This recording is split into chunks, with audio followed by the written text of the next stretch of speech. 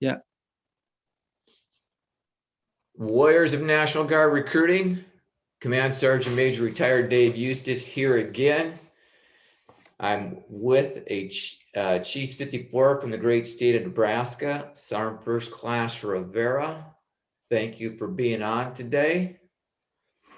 And I'd like to start these things off hearing a little bit about your Guard recruiting story, what brought you to recruiting and what brought you to becoming your top recruiter in your state. Yeah.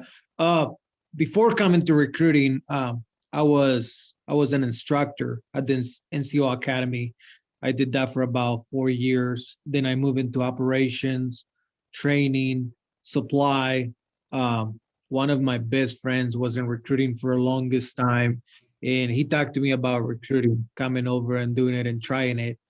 And at first I was a skeptic because the horrible stories you hear about recruiting, how it sucks and it's horrible and everybody hates it. So I didn't want it to do it. So he finally convinced me into doing it. And it has come to be one of the best jobs I had with the Army National Guard. So you were the Chiefs 54 last year. How many people did you enlist to make that happen? Last year was a rough year for me. I did went to Drill Sergeant Academy, so I was gone for 2.5 months, and there was no prospecting or production in those 2.5 months. So just take that into account. It was 18. I put in 18. The year before, I was Chief 54, and I put in 32.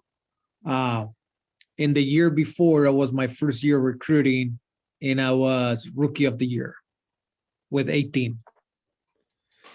Awesome. So you got 3 years in, and you got 60 plus enlistments, right? So let me see. Yeah, it's been good for me. I can't complain about recruiting. It has been good. Yeah, about 68 enlistments in 3 years. I think there's a lot of recruiters out there that they'll take that. So that's awesome.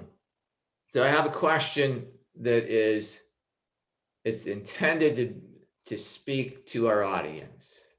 And so it'd be easy for me to say, why are you so awesome? And I think you are awesome. But I want to, because you've been observing recruiting before you got to recruiting, and now you've been in recruiting and you observe other recruiters. Why do you think other recruiters aren't as successful as you?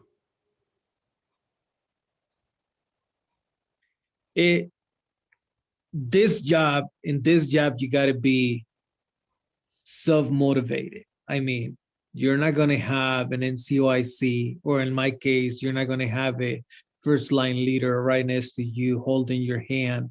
You're basically cut loose, given a mission, and told and trained, this is how you do it. You got to do your mission. So in recruiting can be very frustrating. You can work a kid for 2 weeks and the kid ended up backing out. This is going to demoralize you a little bit. So you got to find that fire every morning. Every morning when you get up, you got to find that fire. You got to go out there and you got to get it, regardless of what's happening in your life, because your personal life won't stop and your disappointments with recruiting won't stop, and it's going to be constantly disappointments. But you got to stay motivated. You got to get out there and you got to prospect. If you can take something away from this, it's prospecting. You have to prospect. If you put me in a brand new area where I don't know anybody, I don't know any schools, never been there, and you give me 30 days of prospecting, I'll give you an enlistment. It takes 30 days of prospecting for you to put somebody on the floor and enlist them. So if you think about that and you go a week without prospecting, that's going to put you behind. So every day you have to prospect. So every day from 5 p.m. to 7 o'clock at night, that's what I do, is prospect.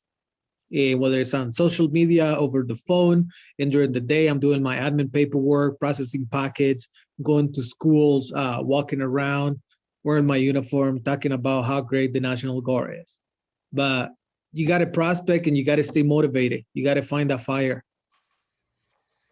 Well, I'm glad you said that because, and you explained it very well, of hours a day prospecting. Hours, not I tried this thing, it didn't work out, but hours. And I think that is significant.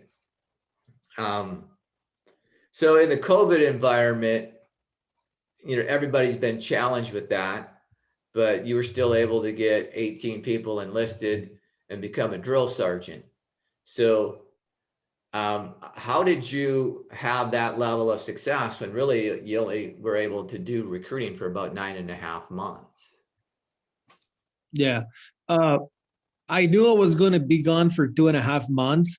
So I have it broken down where in order for me to enlist 20 individuals in a year, I have to conduct 3 Apple and dequalified interviews a week.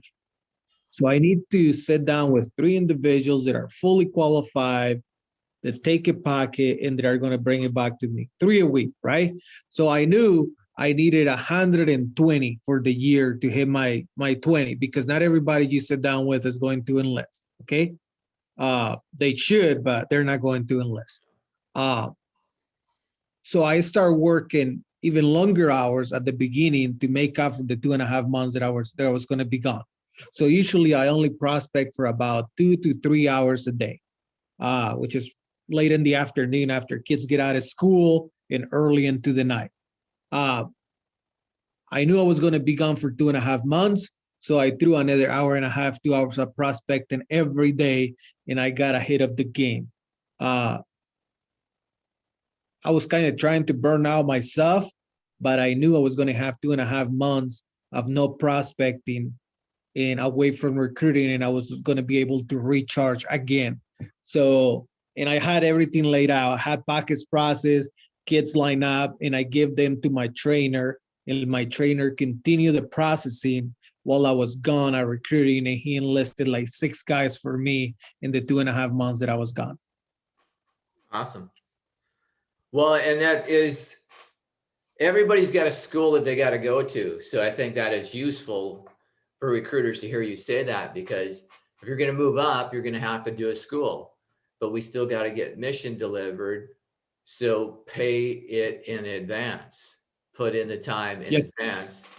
And I would bet that you were not overly stressed at drill sergeant school about recruiting, maybe about the drill sergeant school requirements, but not recruiting. No, I didn't even got into RC1s in 2.5 months. I majored. When I got back, I had to get my credentials again and everything because I got locked out. Because concentrating on drill sergeant academy, because I mean the amount of stuff you got to memorize is insane. Awesome. So I'd like to just learn a little bit of what your approach is in developing your recruiting area. You mentioned that you've been around for 3 years. So what do you do to develop that into a productive recruiting space? It's produced about 68 enlistments. So my first 2 years, I was in the Kearney area, which is about 48,000 people. In October of last year, I moved to another city, which is North Platte, and it's about 35,000 people, a little bit smaller. It has been a challenge area, not enough recruits coming out of it. So I moved to that area to see if I can turn it around. So the first thing I did is just start visiting the schools, not to conduct an event or anything like that, just to meet with the guidance counselors and see what they needed and bring some chocolates or donuts or coffee or whatever the case might be. And right after that, start setting up some type of event. Can I talk to the kids about college benefits? Can we do the ASVAB Inter? Can we do the career direction program, or can we do anything that's going to get me in front of the kids? But I try to build a relationship with the guidance counselors first before asking for anything else.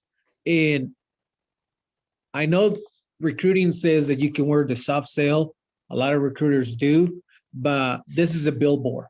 I wear my uniform every day wherever I go. And a lot of times, if I don't have anything scheduled, what I do is I put my uniform on, I coffee, go down to the mall, walk around the mall, talk to people. That's what I get paid for, to go out there and meet new people every day. That's my job. So I just walk around meeting people and talking to people. Some people are going to be okay with this. Some people are going to be not. And that's just the nature of the career we're in. So just go out there and talk to people. Can't make mission sitting behind your computer in your office. Can't make mission that way. Got to be out there. Well, there's several things there that I would just like to highlight. You're singing my tune on the uniform. I just believe there's only 1% get the uniform. We're unique.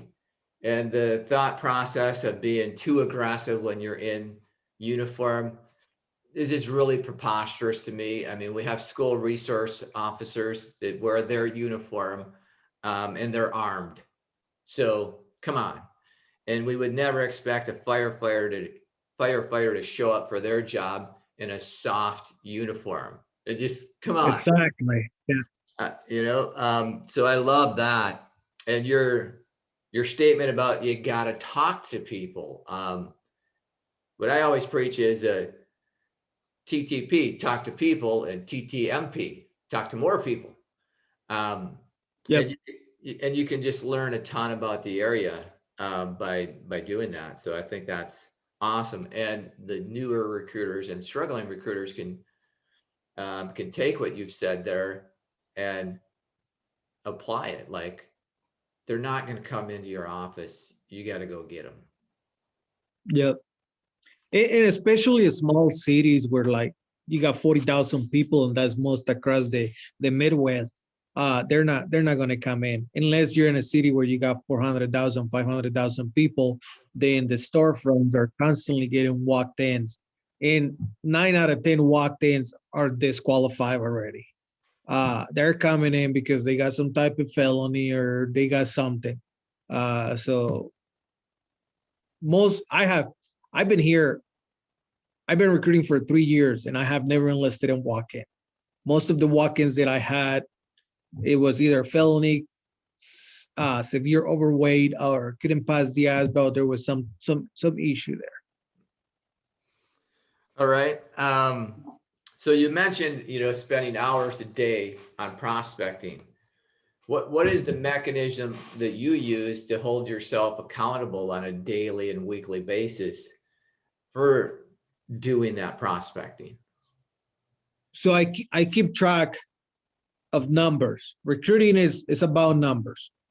You gotta feed the funnel at the top to squeeze something out of the bottom. If you're not feeding volume at the top, you're not gonna get anything out of the bottom. So I try to text about 200 kids every night. So that's about 1,000 kids a day. Those might be double tap, triple taps. Sometimes it takes 5 attempts to get a kid to respond and say, yeah, I'm interested. I want to sit down with you. I want to talk to you about the guard. So you got to keep hitting them, And when they told you to go pound sand, don't be upset, just like take it with a grain of salt, move on. So I keep track of how many kids I text during the week, how many people I meet face-to-face during the week. So I need to meet with 3 qualified applicants during the week. If I fell short, I'm keeping track. The next week, I got to do 4. And if I failed short, I keep track the next week, I got to do 5. It's the same deal with the prospecting area. I need to text or make some type of contact over social media or email or something with 200 applicants a day.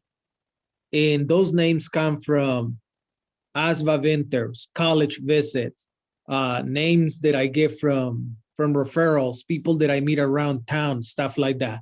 Every name and number of every person I meet goes into a spreadsheet. And I'll highlight, okay, these are my 200 that I got a text today.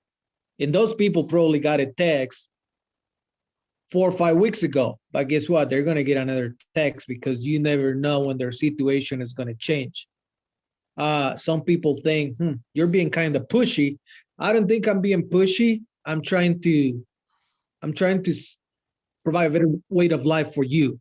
I take this is my own business, and I'm trying to get that product out there. I'm trying to get you to buy this product that you need. Everybody needs a better way of life. Everybody wants to be successful. Everybody wants to go to college, have better healthcare, have a better life. That's what I'm trying to provide for you, because that is what the Army in the Nebraska Army National Guard has provided for me.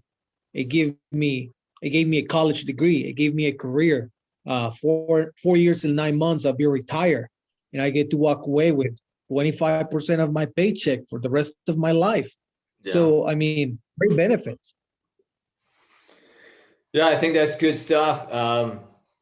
The 200 a day and making sure you're out talking to people and having an accountability on those interviews every week.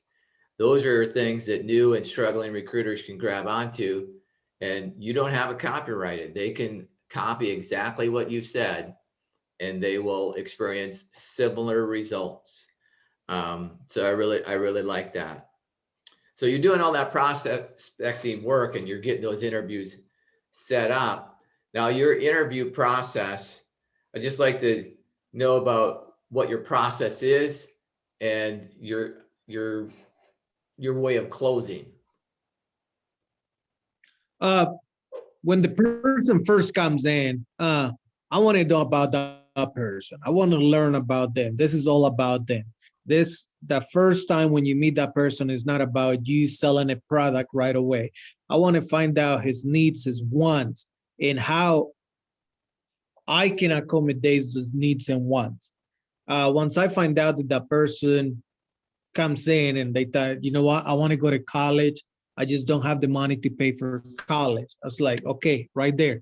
This person needs money for college. I'm just going to talk to them about the great college benefit that we have and the experiences that I have with people that have gone through the process. I'm not going to talk to them about life insurance and health insurance and all the other stuff they don't care about. They want to know about college. So that's what they're going to hear about. Once I sell it to them, I say, well, we got an application process.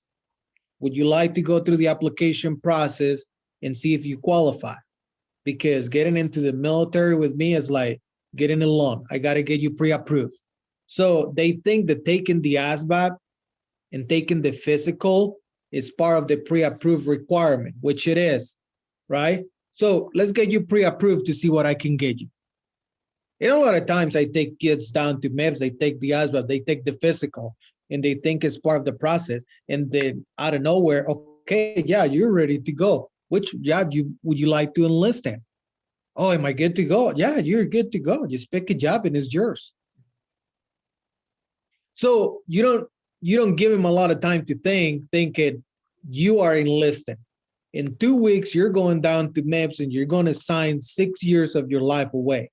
No, you're not giving them that. You're giving them the idea in a week or 2 weeks, you're going to MEPS to get pre-approved. That's what I do. That's interesting. Well, you can't be wrong because you're the Chiefs 54 2 times. So the way you do it is that's the way to do it. There is more than one way to skin a cat. Yeah.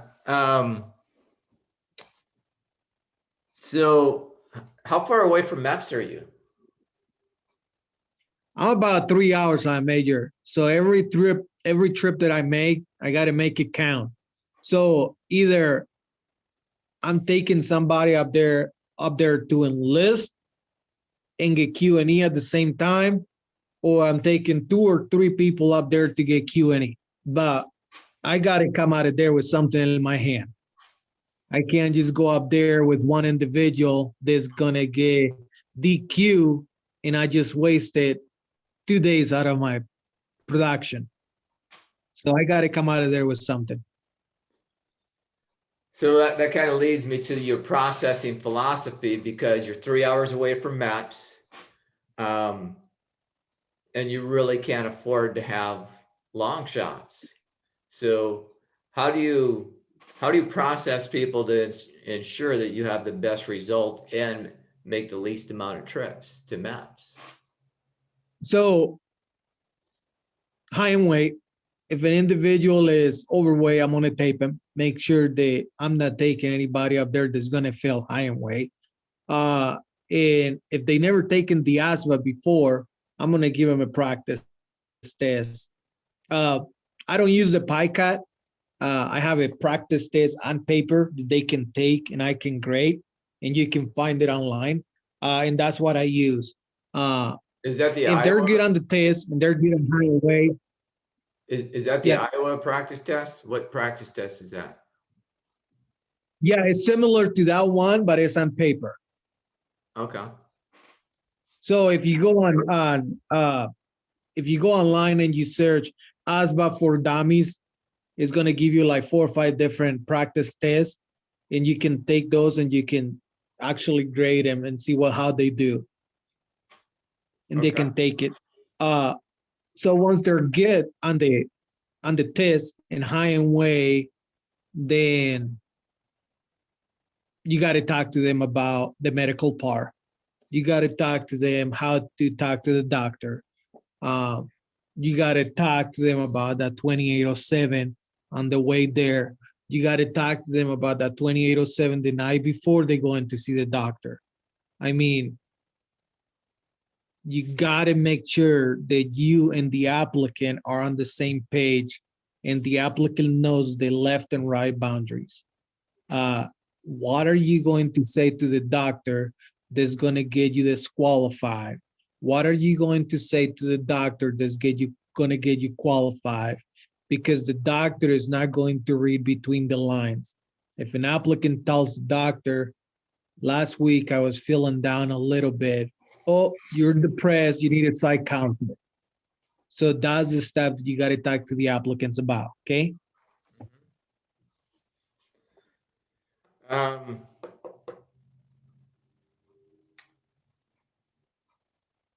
so I am a little bit curious of where have you found the most amount of your enlistments this last year and this year for that matter? It hasn't been on the highest school sign major, because my highest schools were pretty uptight at the beginning of the year. They are still uptight right now about who's coming in because of COVID. So most of my enlistments this year, in the last part of last year, were canvassing, outside prospecting, people that I meet at the restaurant, the coffee shop, Walmart, the mall, places like that.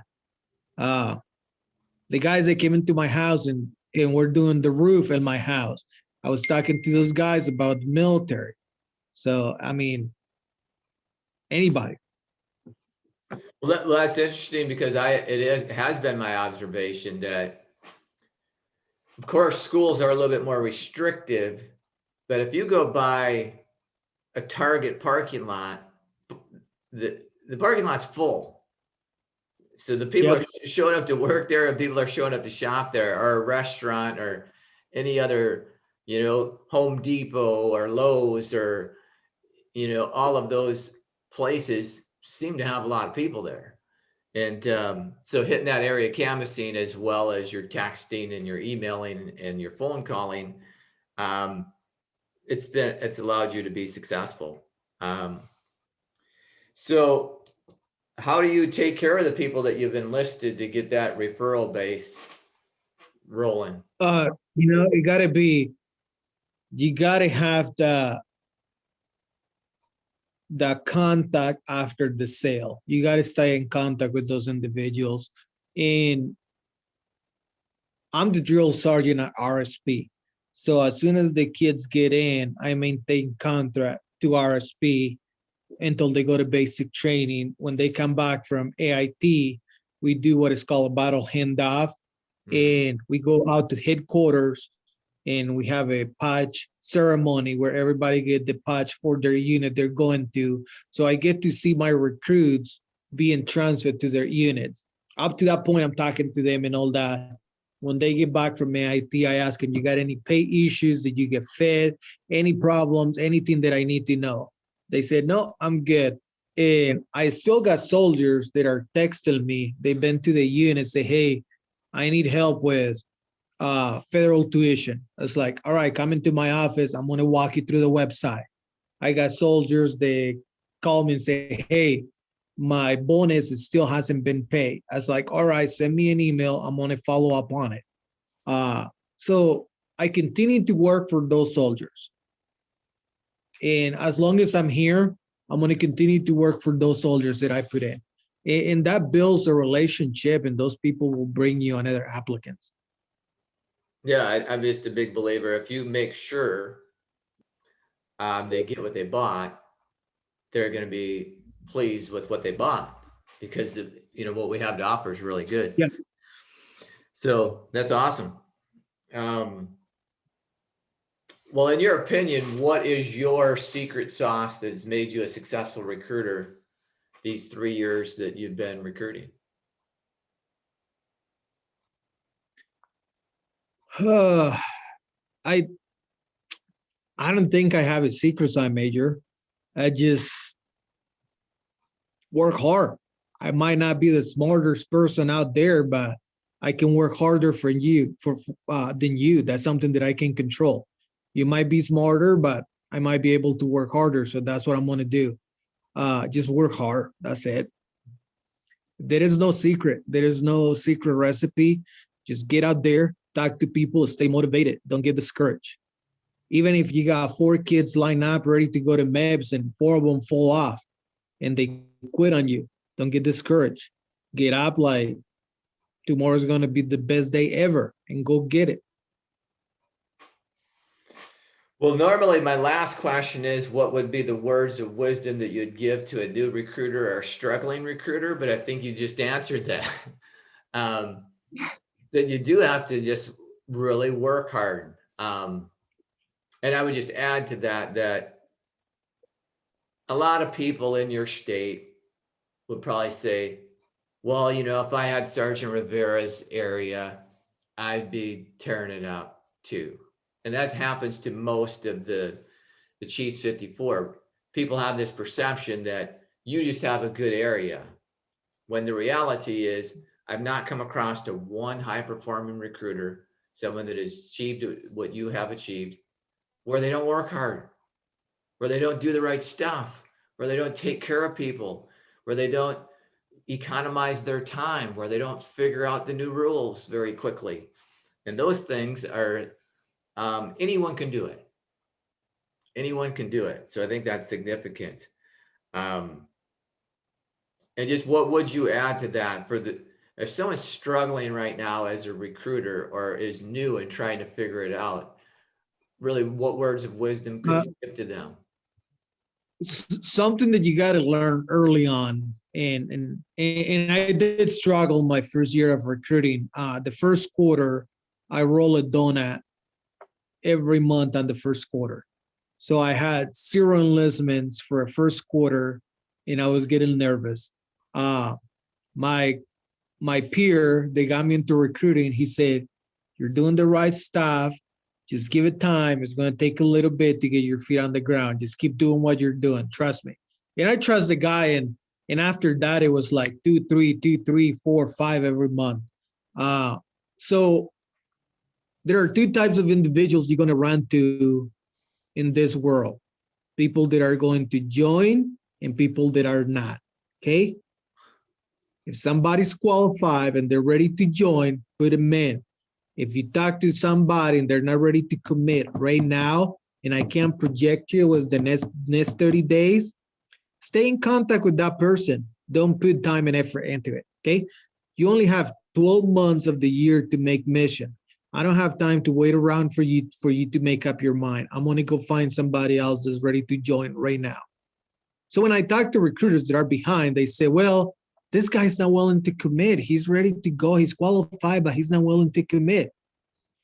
Go out there and find something that's ready to enlist in 2 weeks. Can't be waiting around for somebody that's qualified that's not willing to commit. That is not going to do you any good. So you run into somebody that's qualified, not willing to commit. Don't hang on to them like their goal. No, you are the one they're offering them the benefits. Okay, I'm the one that's doing you a favor. Okay, I'm just trying to make your life better. If you don't want to do it right now, that's fine. Move out of the way. Somebody else is going to do it. That's awesome. And I just think it is like when someone is struggling, it's like, well, if these things could happen, right? If this person would commit, if that waiver came back, if that person lost a few more pounds, if that person got 3 points smarter, all those are ifs. I can't count the ifs. Yep. But I could go out and find someone that's fully qualified right now. Yep. And these ifs that are out there, they might change over time. The people that can't commit, maybe their life circumstance changes. Maybe someone does. And that's when you become a chief 54 because you didn't count on 10, 15 people that didn't want to commit on the last month. They want to commit. And you enlist 6 people in a day. There you go. Awesome.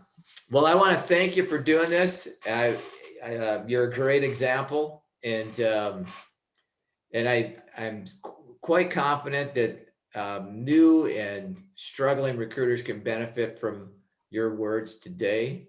And on behalf of the children of America and Nebraska, thanks for enlisting people to serve in the Nebraska National Guard. It's a big deal. And it's good to have recruiters that have the attitude that you have. So, and you're kind of a message out there, even though a lot of people wouldn't hear it. You were being successful doing something else for the Guard, and you tried out recruiting, and you really like it. So I think you got a good story, and I really appreciate the time that you've given to tell it. All right. Yeah, you're welcome, Sergeant Major.